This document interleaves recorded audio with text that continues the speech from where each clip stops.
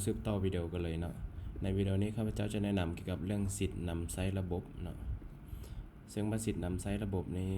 ปัจจุบันในพวกเราให้ทดลองมันจะมีสิทธิ์แอดมินสิทธิ์ผู้ปกครองสิทธิ์ครูอาจารย์แล้วก็สิทธิ์นักเรียนเนาะซึ่งว่าพวกท่านก็สามารถเพิ่มได้เนาะสามารถแก้ไขสามารถลบได้เนาะในนั้นสิทธิ์นี้แล้วมันพวกเราจะเฮ็ดเป็นสิทธิ์ Public เนาะเอิ้นว่า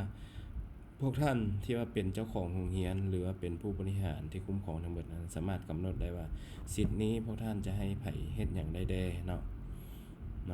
ยกตัวอย่างคือสิทธิ์แอดมินเนี่ยจะเห็นฟูลเลยเนาะเห็นอีหยังแด่เนาะพวกเราก็กำหนดได้เนาะคือสิทธิ์แอดมินเนี่ยให้ตั้งค่าระบบเนาะผู้ใช้อีหยังต่างๆเนาะคุ้มครองค่าเรียนอีหยังต่างๆเนาะให้เห็นทุกโมดูลเลยสิทธิ์แอดมินเนาะสิทธิผู้ปกครองสมมติว่าสิทธิผู้ปกครองเนี่ยให้เห็นอย่างใดเนาะ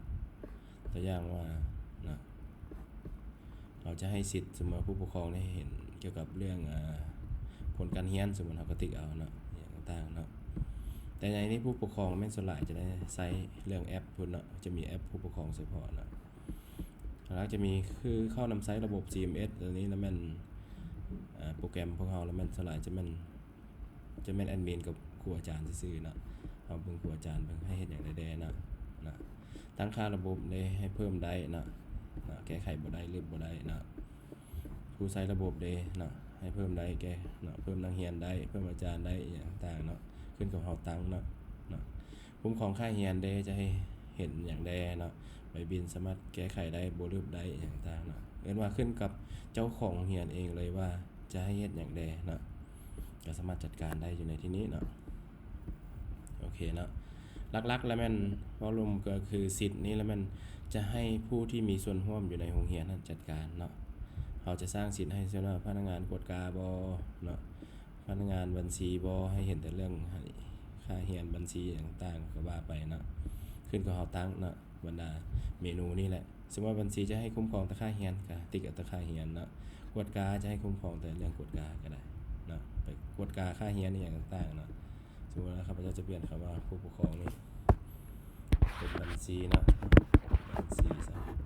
บัญชีนี้จะให้เฮ็ดแต่เรื่องเนาะคุ้มครองค่าเรียนสมมุติเนาะอย่างใดบ่ให้ลบได้เนาะ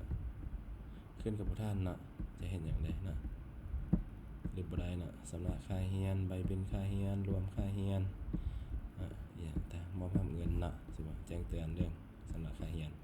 แค่นั้นเนาะก็รายงานเนาะสมมุติว่าบัญชีนี่จะให้เห็นรายงานค่าเรียนเนาะค้นหาฟิลเตอร์เนาะพิมพ์ออกได้เนาะ